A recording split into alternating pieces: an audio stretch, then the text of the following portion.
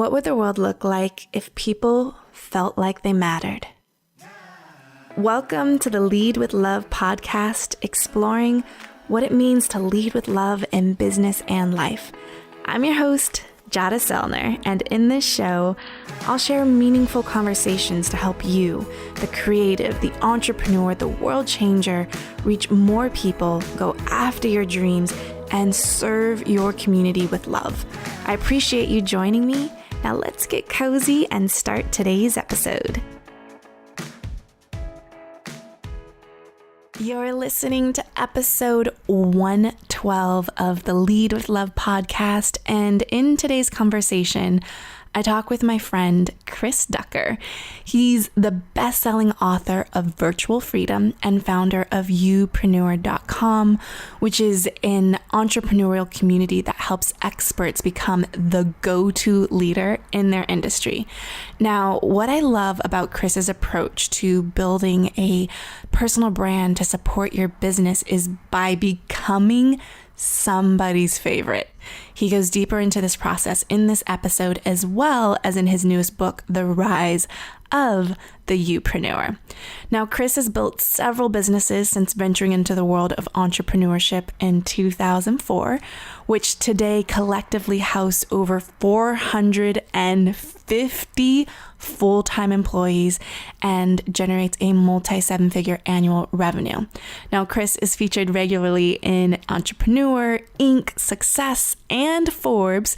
So he not only brings a wealth of business wisdom to the table, he also shares his heart and humor. Chris is hilarious, and you'll love some of his voices that he brings to this episode.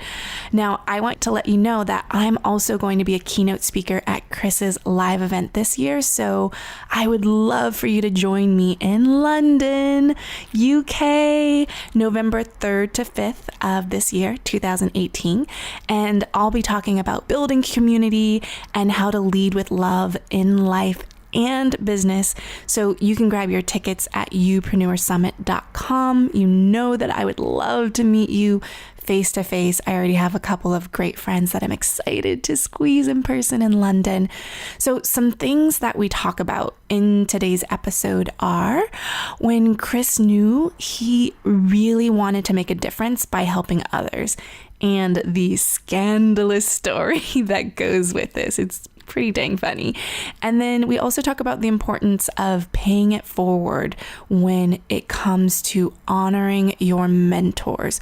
Such an important conversation, and I'm so excited that Chris talked about that and also gave us the words and the language to use to give credit where credit is due.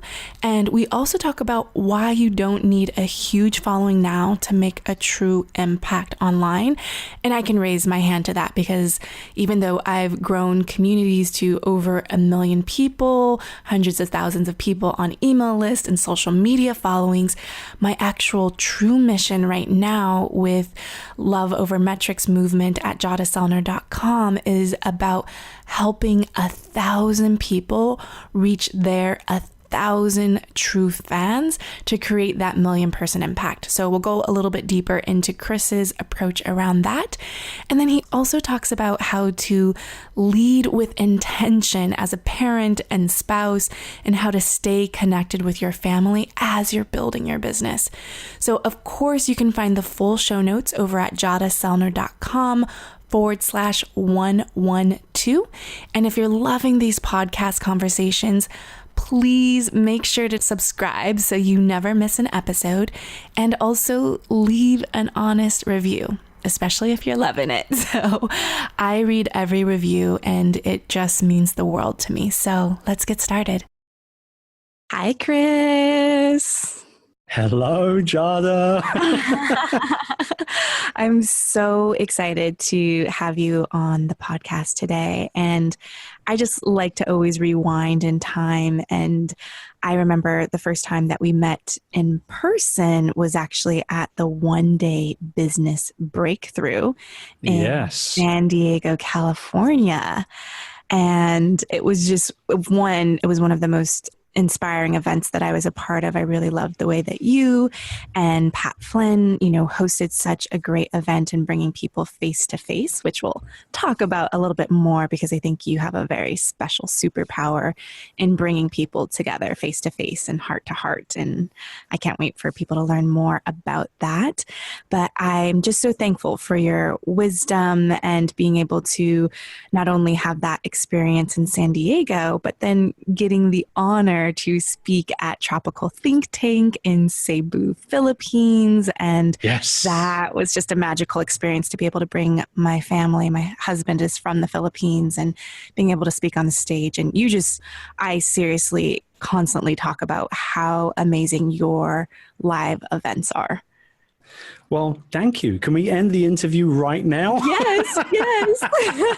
No, we can't. I think you've done everything we needed to do here. No, Yeah. You know what? It was an honor to have you and the family over. I wouldn't have had it any other way with Tropical Think Tank. If you'd have come over on your own, I would have been upset with you, because it is that kind of environment where you can do your thing during the day as the speaker and as part of the conference. And as you know, I wanted you and your family there at dinners and lunches and all that kind of stuff. So it's important. As a family man myself, I get it totally. And now I'm even more excited because you're coming to London later in the year. I'm so excited for Youpreneur Summit, and I'll definitely link to that in the show notes so people can learn more about that. If you guys want to hop over the pond, we'll be having a lot of fun in London. So we had a lot of people from the US last year. A lot of people. There was a big US contingency. I'd say probably a good, out of 350 attendees for the first event. We expect to probably do at least another 50% on top of that this year. But I think we had about 60, maybe 70 people. So it was a good contingency from the US. Yeah, I love it. And you shared with me that, you had over 300 people, with people from 37 different countries for your first big conference in London. And so I know that you don't just do this for the money, although you are a smart businessman, but you actually really, really deeply care about your community, and live events aren't cheap. So the first question that I always like to kick off with is, what does leading with love mean to you? And how do you put love into practice in your business, especially when you're able to attract people from 37 different countries? Well, I think leading with love for me means that I just want to affect as much positive change into people that I come into contact with as part of what I do in the world, right? So, with Youpreneur, I focus on working with personal brand entrepreneurs and people that want to build personal brand businesses, not necessarily build a personal brand per se, because that can sometimes become a hobby, right? Yeah. And if you treat a business like a business, it'll pay you like a business. If you treat a hobby like a business, it will still just pay you like a hobby, which is like next to zero. And so I always make sure that I emphasize the business part of what I do, because I truly believe that if you've got any amount of experience in any particular field and you've got a nice personality, that you can really monetize it very, very well and bring a positive change to the world. And so what I do is I lead by example. I do exactly what I teach and mentor my clients and our coaching and mentoring clients. I do exactly the same thing. I do lead with love. I mean, anybody that knows me knows that I'm an in-person kind of person. I love putting on live events. I build relationships with handshakes and hugs and high fives, as I always say. And I'm never happier than when I am surrounded by other like-minded entrepreneurs that truly get the struggle and they get, what it means to be a genuine game changer. And that's what I focus on. And that's how I insert all of that goodness into what I do. So you talked about wanting to make a positive impact. And I'm curious, where was that seed planted for you? If it was in childhood, or just, can you remember a specific moment of, really wanting to make a difference in that way and help people? Yes, I can specifically remember it. I was 15 years old. And I was, this is a little bit of a scandalous story here. Okay. Okay. Oh dear. So I'm a 15-year-old boy living in Wimbledon, in London, in England.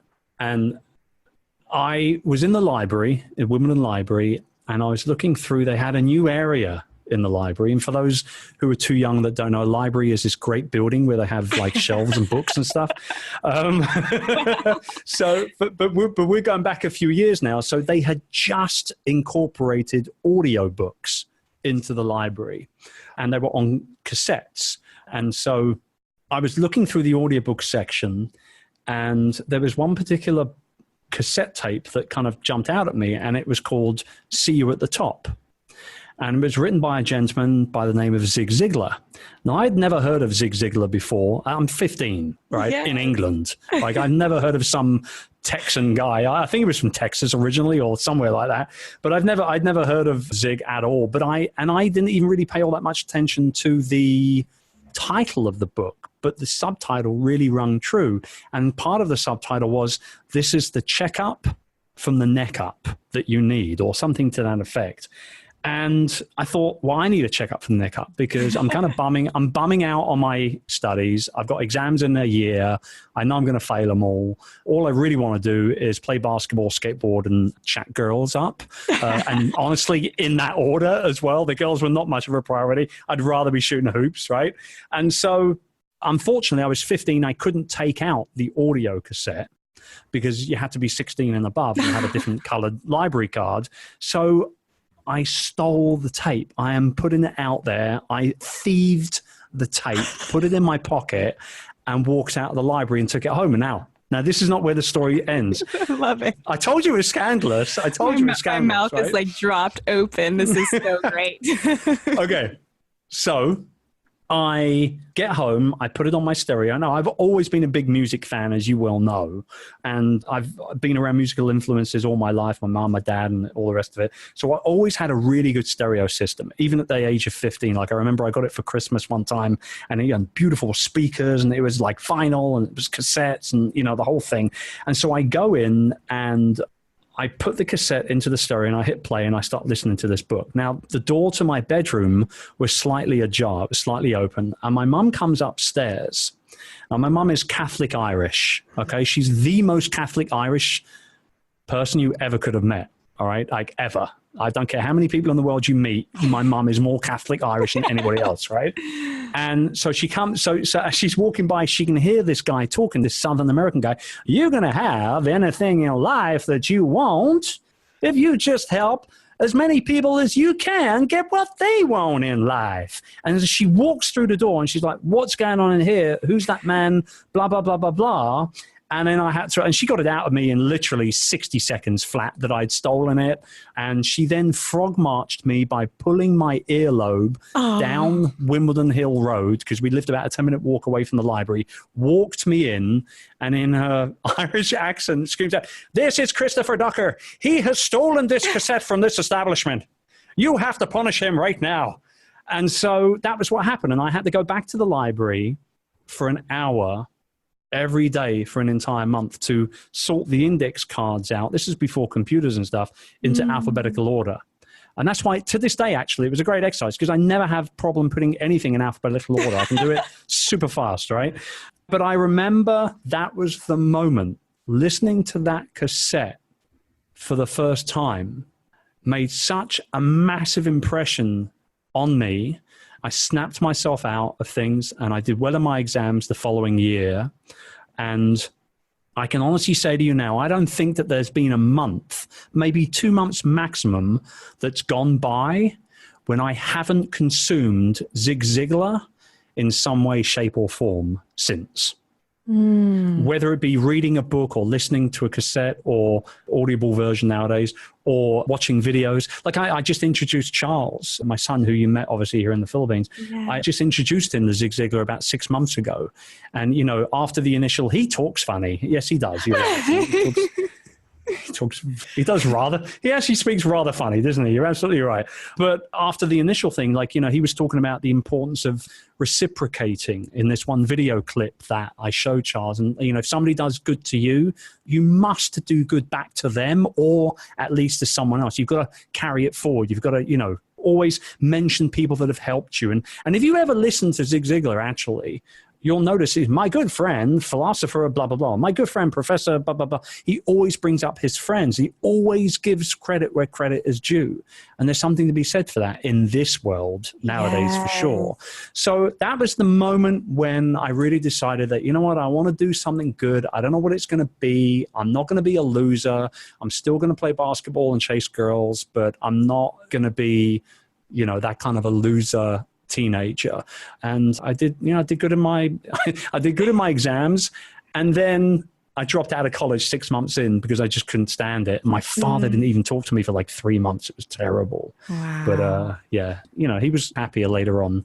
Right. You always can prove them a little bit later. I just love your mom that she was like, I don't need to punish you. The library will do it. Oh, believe me, she punished my ass as well. Like, she punished me big time for quite some time. I mean, you know what she would do? Actually, more than anything else, she would embarrass me. She brought up that day in conversation for probably 10 years after, on a pretty regular basis. Do you remember the time when you stole something from the library? You thief, you know. Needless to say, I've never stolen anything since, but there you go. Right. You've Robin Hood that, though. You have been giving back to people since then. And I really love how you mentioned giving credit where credit is due, because I do believe in the online space, people are like, you know, intellectual property. And this is like, they just don't credit their mentors and highlighting it. And maybe they say, I learned that from my mentor, but they don't exactly say who.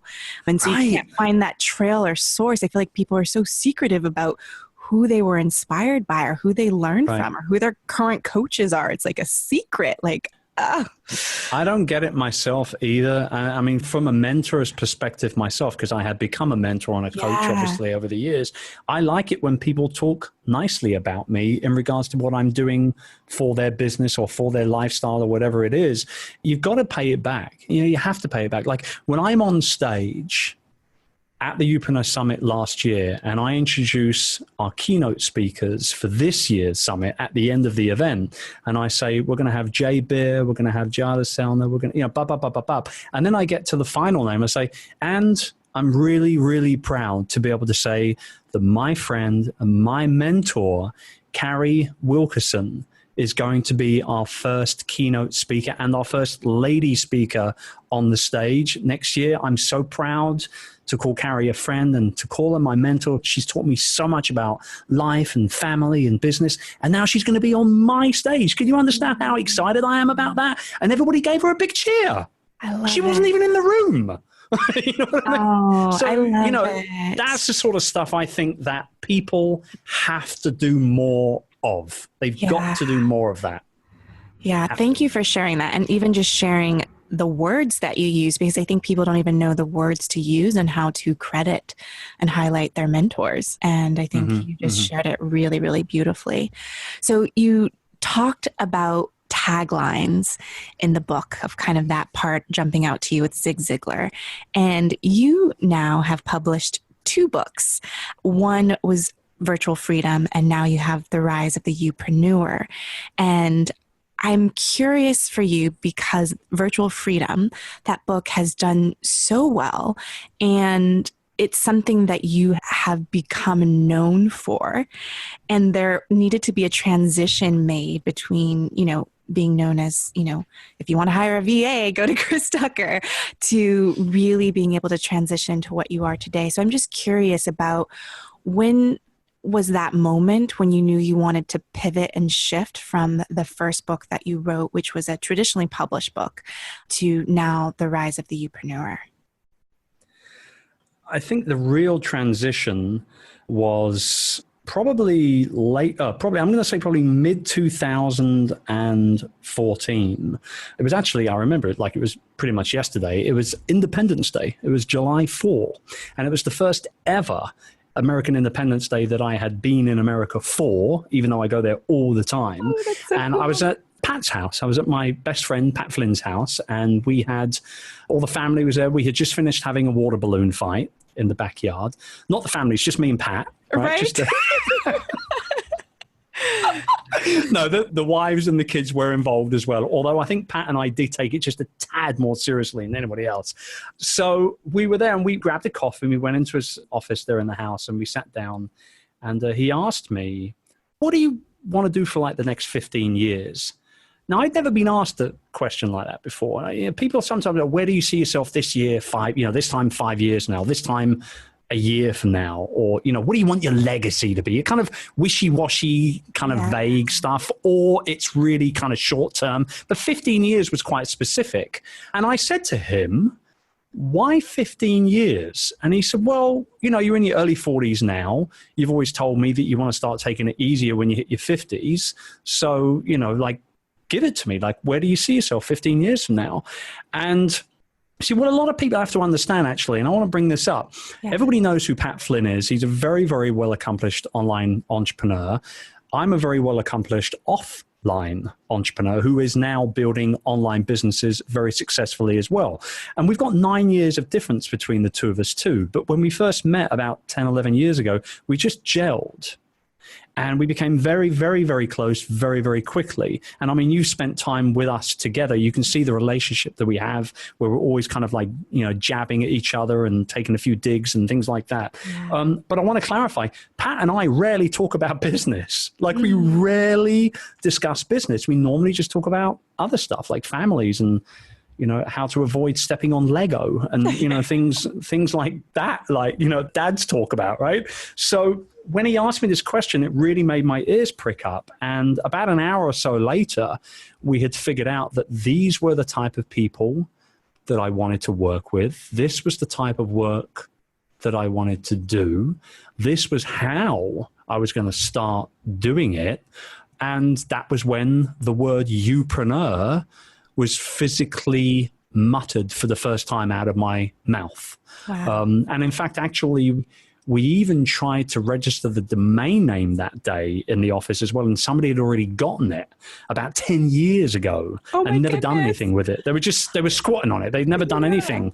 And I was like, well, I can't call it anything else now. It's Youpreneur in my mind. So, 3 months later of negotiation, I finally got the domain name and the rest is a little bit of history. But that was kind of the catalyst where you're right. I mean, and actually it was 2014. So Virtual Freedom was only sort of whatever it was, 4 or 5 months into its life. It was doing really well. It still continues to sell at least a few thousand copies every month where are we at now? We're about probably about 1,000 copies a month in, month out. Still now. It's crazy. That's amazing. It's crazy, right? But it was still quite in its infancy. And I remember saying, is it too early? I kind of feel like I've closed that door on the VA stuff with getting this guide out into the world. Yes, it'll help me build a couple of my outsourcing businesses, quite frankly, that I have nothing to do with on a day-to-day basis at all. My management team run them for me. So I wasn't really worried that much about sort of how much extra work it was going to bring me personally. Right. Would it bring me more money? Yes. Has it? Absolutely. But, the flip side of that coin is that I know that we've helped probably close to 6,000 or 7,000 entrepreneurs find VAs in the Philippines in that time as well. So it's been hugely successful, but I honestly wasn't really that happy with it. I wasn't feeling fulfilled with it. I just wasn't into it. And Youpreneur kind of brought about this new or renewed energy for everything that I kind of stood for. And it's still there. We're three and a bit years in now with the brand. The community's doing great. Conferences sell out. Book is selling like crazy. Mastermind groups are full up. Everyone's making positive changes in their business and making more money and all the rest of it. And I feel like I'm on top of the world. I am happier now in my 15 years as an entrepreneur than I ever have been before, period. Nothing comes close to it. I really love that.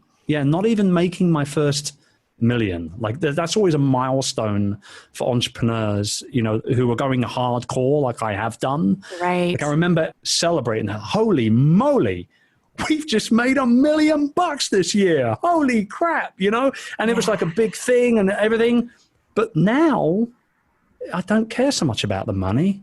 Now it's more about the impact that I'm having And even though I still make great money with my other businesses, Youpreneur is not $1 million business. Not yet. It might be in the future, but as a brand, as a standalone business, it's not $1 million business yet, but I'm never been happier. So there you go. There's that correlation, right? Yeah, I love that you shared that, Chris, so much, because not only the impact, but the fulfillment part, of really feeling lit up and energized.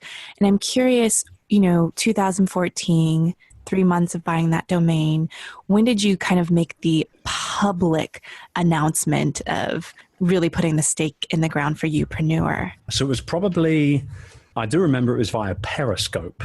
Okay, so we're going back to 2015 now. Periscope came out in March, or very late, or February or early March 2015.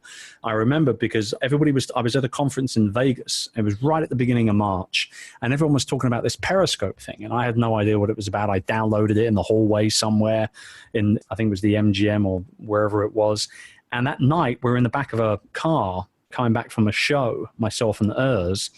And I was just kind of on my phone checking tweets and stuff. And I saw it and I was like, let me see what this thing's like. So I click on the thing. You've got to log in via Twitter, blah, blah, blah, blah, blah. And then I could see, it had a big red button and it said go live or start broadcast or something like that. I was like, cool. And I just clicked it. Like I didn't think much about it, just clicked it. And then I realized I was actually publishing or broadcasting to an audience of people I'd never met before or even heard of me before. And it was huge. Before I knew what was happening, there was 30, 40 people watching. I was like, who are these people? Why are they watching me in the back of a taxi? So I span like the camera around, and I just literally for about 3 minutes, my hand was outside of the cab window, and I just showed everybody the Vegas Strip at nighttime with all the lights and all the rest of it. And that was my first ever Periscope broadcast. And I carried on going live with it quite regularly. And it was probably around about June that year I started taking it really seriously. And I was live daily for about 20 minutes, Monday to Friday. And I was sharing tips and tactics for building your business and building your personal brand and your website. And, we did everything from, 3 ways to use Twitter properly to, how to build a perfect about page. I mean, on your website. I mean, we did a whole bunch of stuff. And it went from, 30, 40 people to 100, 200, 300, 400, 500 people tuning in live. That's mad. Like at that point, you think that's crazy. I've got 500 people tuning in pretty much on a daily basis, watching me talk about business. Like this is a whole different audience that I never even knew existed. And that was when I started talking about something that I was going to unveil later that year. And that was the Youpreneur community. And so we launched the Youpreneur community September 1. We launched it entirely on Periscope initially. We had about a 2-week break between the Periscope launch and the email list launch, right? And I mean, I could go into 100 tactics on how we built a little VIP list of, up from Periscope and all that kind of stuff. But the bottom line is we're 48 hours in, the doors have swung open, and we've got over 200 people paying $50 a month already. Purely from just interacting with the right people on Periscope. Yeah. Now, unfortunately, Periscope didn't last much longer. Kind of went the way of the dodo. And it was a shame because, I don't know, I mean, Facebook really killed it. They just murdered it. And it was a shame because there was a genuine community on Periscope for me, but then everyone just went to Facebook. And as we know, Facebook's a totally different animal compared to what Periscope was. And it's a shame that it died, but it is what it is. It's evolution, Yeah. So there's something that I want to share that I noticed was you were in awe and you said, this is huge when 30 to 40 people were watching you. And I think, so many people are like, I only have 100 people on my email list, or, where it's like this disappointment, but you really stepped into this platform and you're like, people are paying attention. And in our eyes in the online space, of hundreds of thousands and these big numbers, that we lose that sense of awe and wonder when a small group of people still feels huge and like you're paying attention. Can you talk a little bit about that? Totally. I mean, even though that first broadcast was completely, unrelated to everything that I started to do later on in the year with the platform. Even though there was nothing planned, I just went live. I did it. There was 30, 40 people tuning in.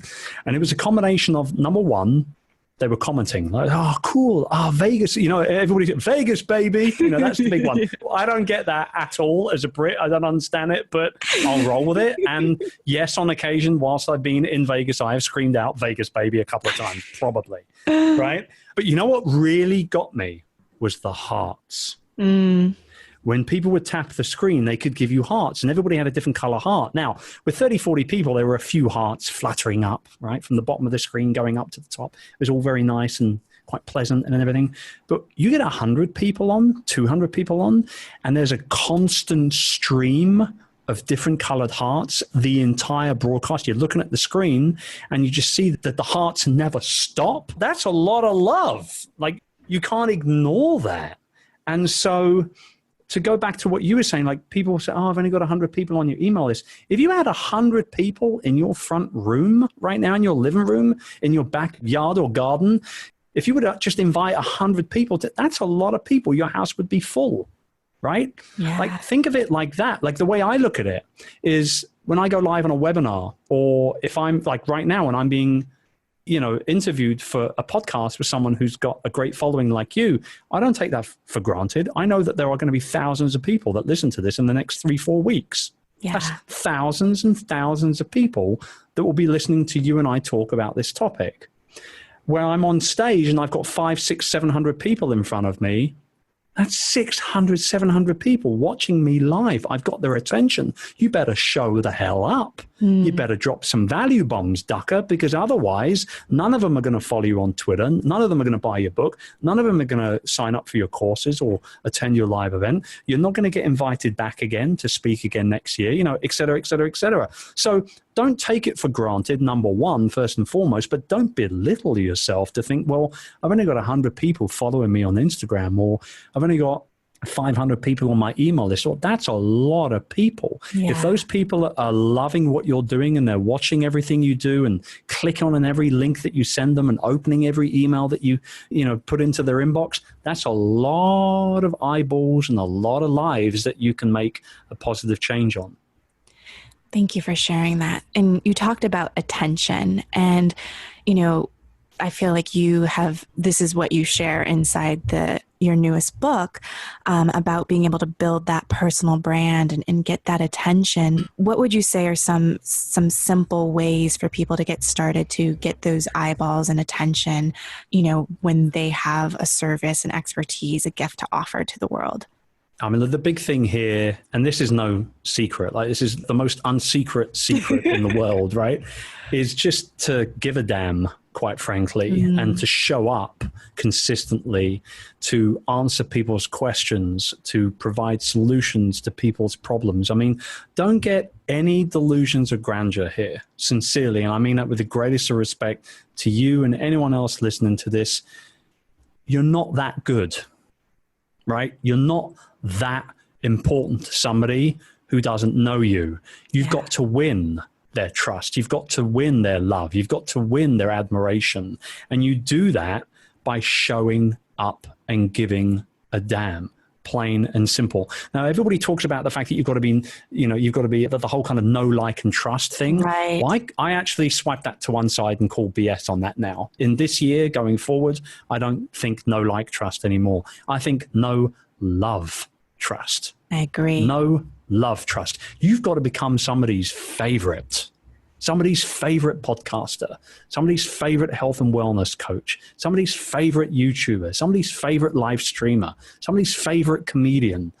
Just recently, a comedian under the name of Joe Coy came over to the Philippines. Now, I love obviously, him. I know. So your husband's from the Philippines. You obviously know who Joe Coy is, right? Yes. Joe Coy, for those of you tuning in and never heard this name before, Joe Coy and actually the name Joe Coy is not his real name. It's actually based off of Tagalog slang. Tagalog is the Filipino language. So over here, when they say something and they want to say that, oh, it was just a joke, they go, joke oi. It's just a joke oi, like that, right? So that's how, oh, there you go. So you've learned something new. So he came over. I saw his Netflix special. Pat actually introduced him to me, who's obviously got Filipino roots as well.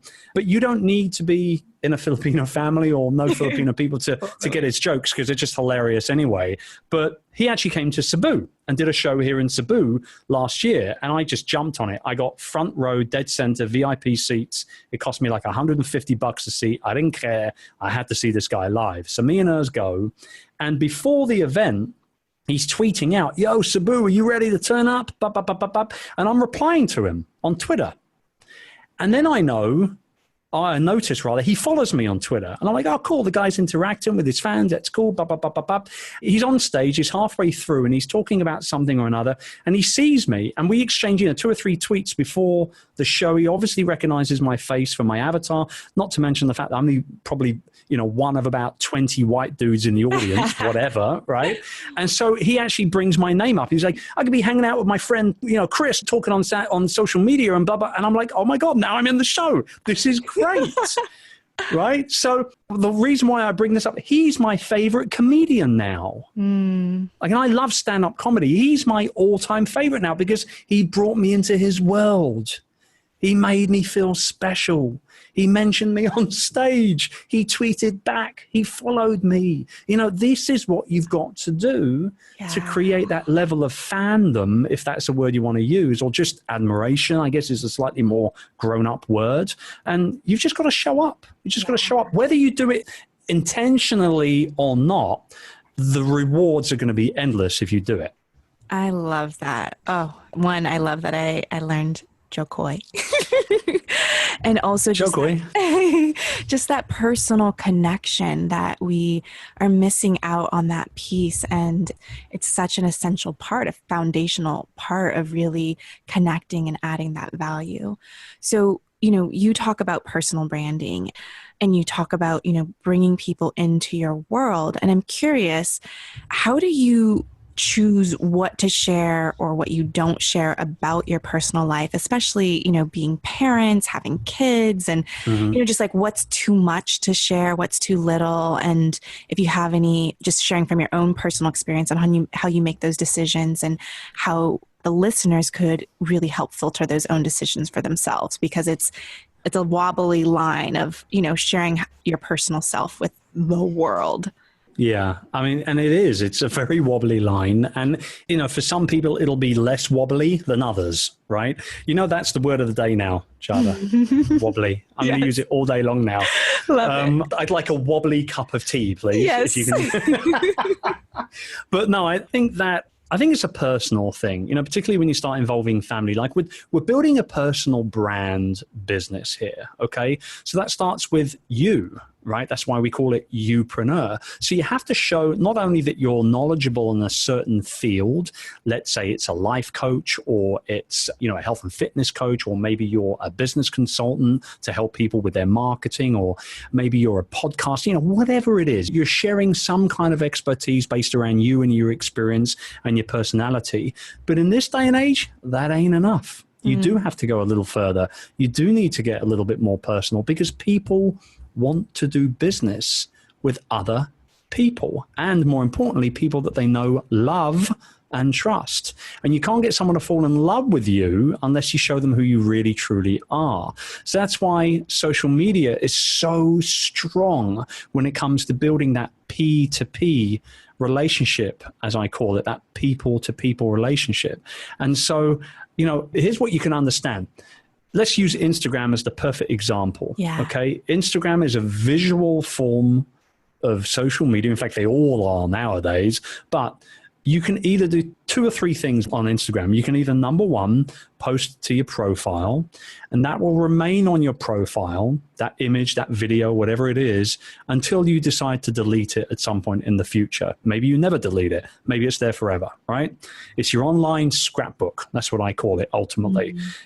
then you can either go live on Instagram with Instagram Live, and that's like Periscope. You're talking at length. It can be 30 seconds or it could be 30 minutes, whatever you wanted, right? So you go live on Instagram. That replay will be available if you allow it to be available for a 24-hour period, just like Periscope did at first. I hope Instagram gets to the point like Periscope did, where all of your lives are going to be archived and people can dive into them when they want. And the one thing I really want Instagram to do is allow us to actually title our live videos as well. Like if I could do that, I would be on Instagram Live every day, just like I was with Periscope.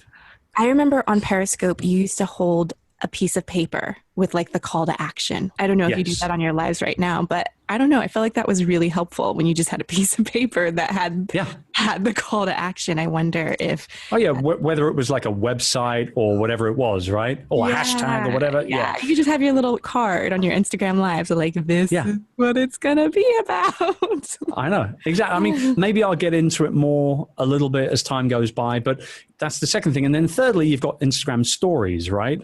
Now, Instagram stories will disappear in 24 hours, just like Snapchat does, unless obviously you decide to delete them before then. Now, here's what I'm getting at here.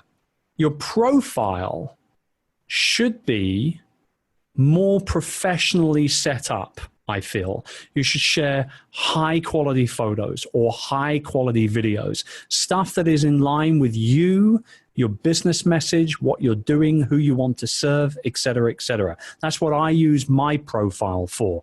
I'll very rarely put a picture of my family on my Instagram profile. I do it, but it's very, very rare. Probably one in 15 or 20 posts on average, right?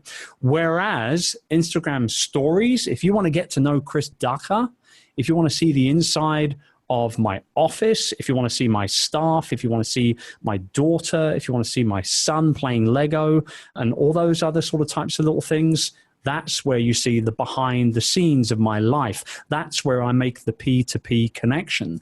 And you'll see on my stories, although I might from time to time have call to actions on there as well, but my stories will always say things like, we're just going to go get a cup of coffee, or anybody else like an ice cream randomly on a Tuesday afternoon. That shows that I'm human. That shows that I've got that human side of me where everyone can relate to it. Everyone can relate to it. And I mean, that's just one way to be able to build that P2P relationship into what you do is using something like Instagram, for example. I love that.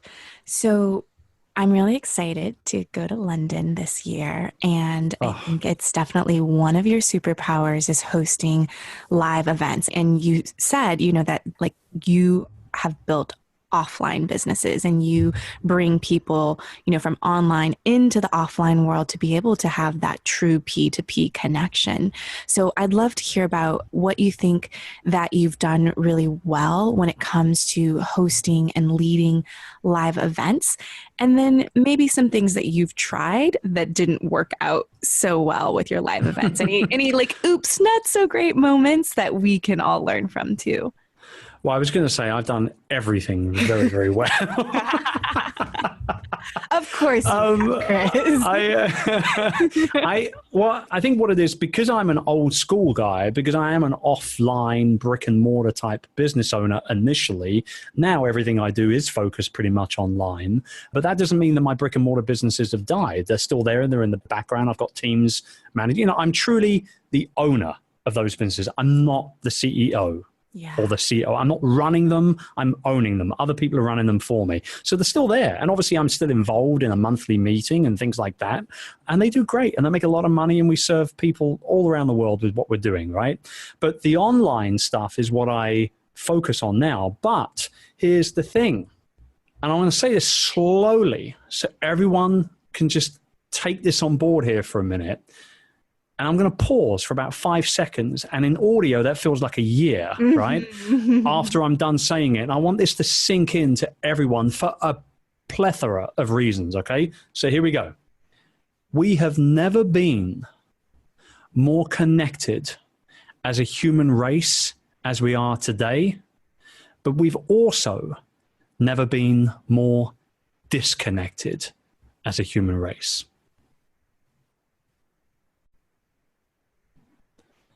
Now, I hope that's set in because it's real and it's happening every single day around the world.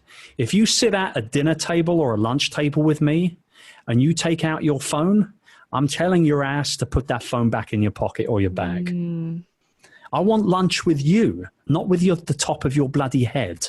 Yeah. Right? When you're looking at your phone. Like, I believe that we have a serious problem in this world with the way that we are 100% connected to our lives digitally all the time. I want to go way back. I want to go back to the 80s. I want to go back to the 70s where kids played outside and got dirty and ate worms and did all that stupid stuff, right? Instead of like tapping away on the screen. Now, it doesn't mean that you can't allow your kid a little bit of what we call in our household device time. I mean, you've got to do it. It's their lives. It's the world they live in today, right? But limit it. Yeah. Charlie gets 30 minutes of iPad time a day. And in that 30 minutes, oh, and by the way, only if he does his chores, right? But in that 30 minutes, he can do what he wants. He can play games. He can watch YouTube videos. He can do whatever, right? Whatever he wants to do. But that's it. No more, no less. That's it. When I think about what I do as an online business owner, I want to bring people together in person more than anything else that I do. I want to sell books. Yes. I want to sell online courses. Yes. I want to get people into my high-end masterminds and make great money and help them out. Yes. But the one thing that turns me on the most is when I've got a whole bunch of people with like-minded interests and ideals that I can bring them together in person. And I mean, you've been at Tropical Think Tank. You saw the relationships that are built at that kind of event. And I want to say, there's no actual difference between, and I want to make this very clear, there's no difference between having 60 people at a 5-star beach resort in the Philippines for a week and the relationships that come out of that compared to 300 plus people in a conference center for just a weekend in London. There's no difference. There's absolutely no difference, except for the fact, obviously, that, you know, the mojitos are so much better on a beach compared to a conference center. But no, but on a very serious note, there's no difference because I'm the one leading the show. And if the leader of the show is telling everyone to connect in a meaningful way, if the leader of the show is saying, your next business partner is right here in this building, your next lover, your next husband or wife could be right here, your next mastermind group, if I'm on stage saying those things, I know that it's going to have a more dramatic effect on the people in the audience compared to, obviously, if I was just to say, right, network time, go get tea, coffee. It's not about that at all. So you've got to lead with intention, lead with purpose, and understand that, you know, people will follow your lead. They're looking up at the stage to you. You are in that position where you can lead people in whatever direction you want them to be led in. And it's an incredibly powerful thing. It's also a massive responsibility as well. Yeah. But I love the idea of getting people together. And like I said, those handshakes, hugs, and high fives, that's what I'm all about. I'm super energetic about it. I'm super passionate about it. It doesn't make me a lot of money, but I know that it will do further down the line because that lifetime customer value is huge. If you bring people together like that, they'll follow you around the world. I mean, we've had literally people from America travel to the Philippines, back to America, travel to London, back, like they follow me because they know that I'll put on a great event. Yeah. I love that you set the intention of meaningful connections, especially in a world where we are feeling more disconnected from each other. So that is so great that if you are leading an event and you are hosting something, that you actually set the intention of what the experience is. And so I really, really appreciate you sharing that. And I completely 120% agree that, you know, as our technology increases, we've got a lot of connectivity, but our feeling of connection is actually decreasing from all of the technology happening around the world. And the people who are doing the work and bringing people online to the offline to actually connect is so powerful and so needed in our world. It is. I couldn't agree more with you, obviously. But I understand also it's not just a business thing. It's also a personal thing as well. It's what you do at home. You know, like we as parents, our responsibility is way bigger than any other business owner on the planet as parents, right? I mean, we're bringing human beings up, like they're the next generation and so on and so on and so on. And so, for example, when I say to Charles, hey, dude, sit down, let's read together for 30 minutes. If I was to start getting my phone out halfway through a page when he's reading to me, what kind of message does that give him? Like, oh, dad told me to do this, but now he's not interested. I won't bother doing it anymore. Right. So, it's all about leading, like I said, with intention. We're big readers in the Ducker family. There's books bloody everywhere. I'm tripping over them all the time. Right. You don't steal these books though, right? No, these ones. I told you it was scandalous. I never should have told the story. No, I can honestly say they're all bought and paid for, or they've been gifted, one or the other.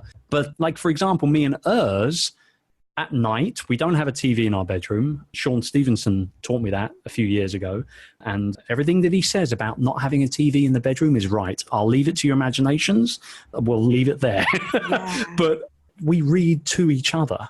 Yeah. That's kind of like our going to bed routine. Like, and we're ready to sleep. We'll read like 15, 20 minutes. I'll read to her one night. She'll read to me one night. Sometimes it's biography. Sometimes it's fiction. It's never business. And we just got done reading actually just recently, Brother Ray, the Ray Charles autobiography. Oh my gosh. If anybody is into music, you don't even need to be into Ray Charles, right? But if you're into music, you have got to read that book. It's so good. And I am a big Ray Charles fan. So it was, special to have my wife read some of it too. Yeah, right? So do you guys alternate? Like each night you're reading one book together and then you alternate? I mean, it also depends obviously on how the day's been. Like if she's really tired, like, we have our young daughter now, Cassandra, she's almost 6 months. So she's a little tireder now at night than she was, 8-9 months ago. And so, I tend to be doing more of the reading at the moment. And although it doesn't happen every single night, I think out of a 7, because, it's busy. When you have a little baby, it's busy. So although it doesn't happen every night now, I'd say 4 out of 7 nights each week, we still do it. And it's just our thing. It's just one of our things. And this is another reason why I don't work Fridays. I haven't worked a Friday for almost 5 years, barring a little bit of travel for speaking gigs or maybe the odd launch or something like that.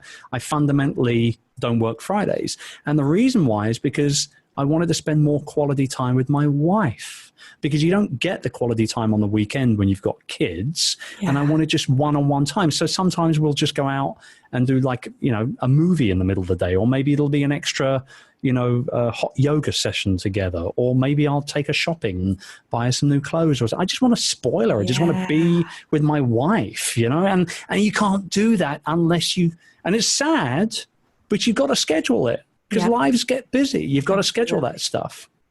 I completely agree. And I love that you shared that, Chris, because it was actually the question that I wanted to ask you was, what's your favorite way to connect with your loved ones? And, it's for you, it's to disconnect and to have that quality time with one another. My husband and I do the same thing where we have, middle of the day dates where we do a hot yoga class, and Soul Cycle is super fun. If you haven't tried that together. What is Soul Cycle? What is that? It's the, the stationary bikes that you ride on. Good God.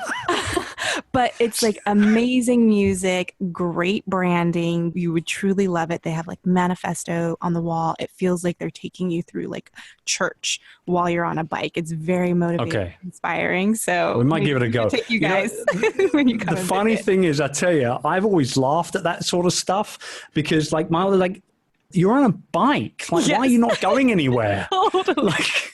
Like, you're on an actual bike. There's wheels and everything, yet it's not going anywhere. Like, why not just ride it outside somewhere? But I don't know. It's the music. It's like and you love music. Like, it's bumping. Like, the music is loud. The lights are going. It's like you're in a bike club. I'm down with it. I'll give it a go. As long as it got some, I'm really into Bruno Mars right now. I'm loving Bruno's stuff right now. I don't know why he only really came onto my radar a couple years ago. And somebody suggested actually that I opened Tropical Think Tank. I don't know whether it was the year you were there or not, but we opened Tropical Think Tank with Uptown Funk. And we always had a little bit of fun with the openings where we would have a voiceover artist and he would like, ladies and gentlemen, and all this sort of stuff. And then I would kind of, come bursting through the doors and start dancing with everybody and all the rest of it. And that was kind of really the first time I really listened to his stuff. But now I love him. I think he's great. And his latest album was so good. So many great songs on it. Yes, we're Bruno Mars fans over here. So before we wrap up, really curious, what's your why right now? What vision are you moving towards? And I know we talked a little bit about it offline, but I just really believe in the movement that you've started and what you're doing. So I'd love for you to share. Yeah, for me, of course. I mean, I'll share it with anyone who asks because it's that important to me. I mean, this, Youpreneur, and everything that we do over at Youpreneur.com, and it's about to go through a massive evolution as well. So right now, if you visit Youpreneur.com, you'll just get a landing page for our online community. And it kind of shows you, what you can expect if you become a member and things like that. But now we've got the book, now we've got the events, now we've got the masterminds and everything that goes along with it. We're actually going through a massive redesign behind the scenes right now. And we're going to open it up to the public, and there's going to be tons of content and multi-author platforms and all that kind of stuff.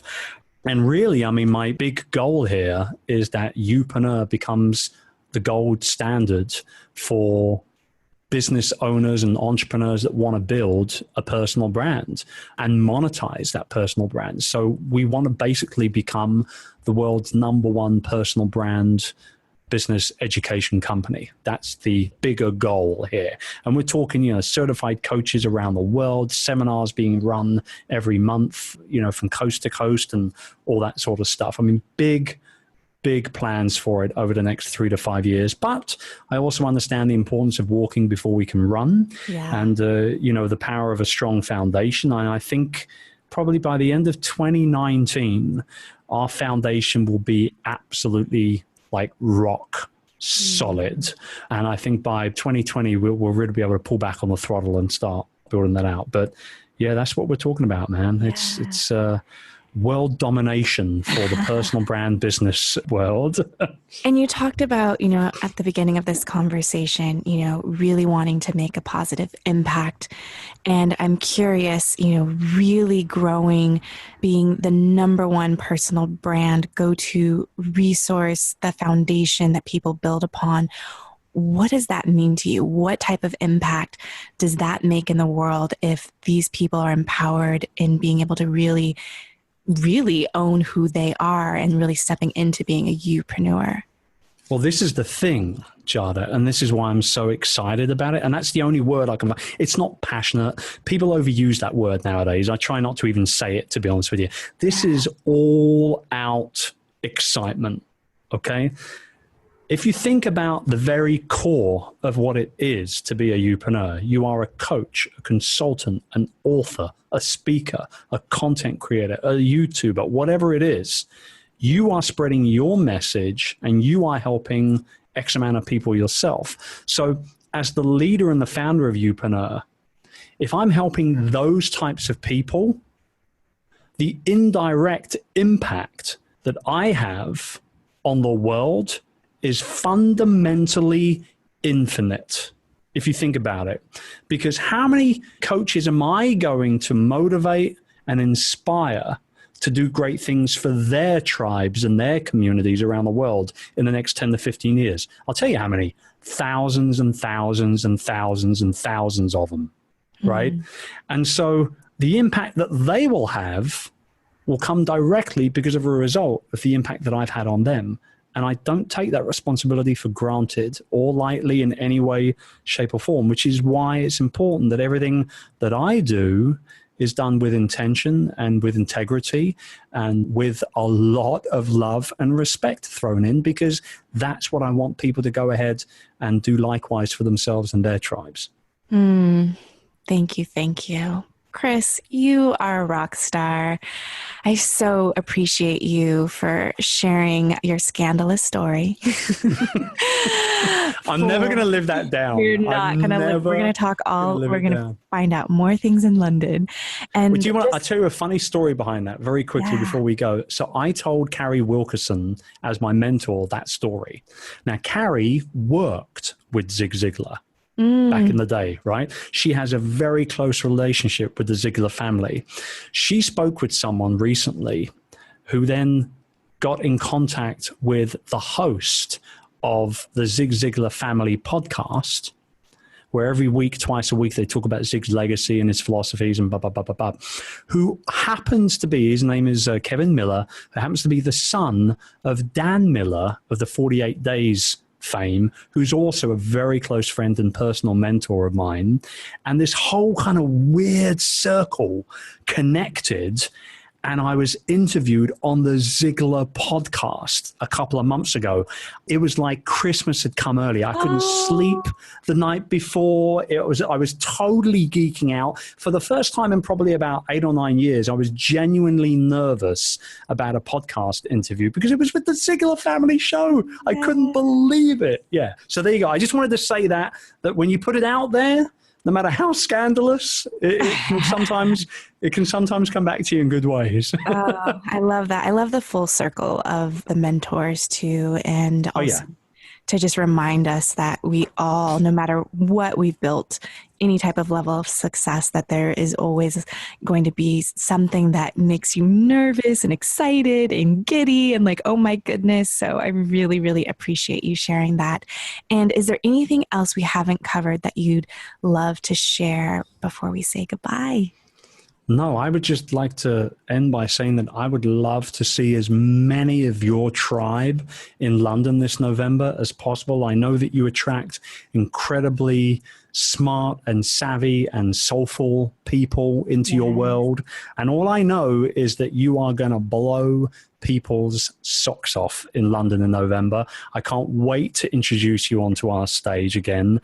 And I'm very excited about the opportunity of having you with us to provide all the value that you're going to, drop on everyone. So bring as many of your folks with you as you can. We're going to have a great weekend together. Come to the UK with me. I would love, love, love that for my community to be able to meet there. And I seriously, at the bottom of my heart, truly mean that your events are top notch. Like, I've spoken on a lot of stages, and I will say that you do it right, and you definitely deliver on your intention of creating meaningful connection and adding those value bombs for sure. So thank you, Chris.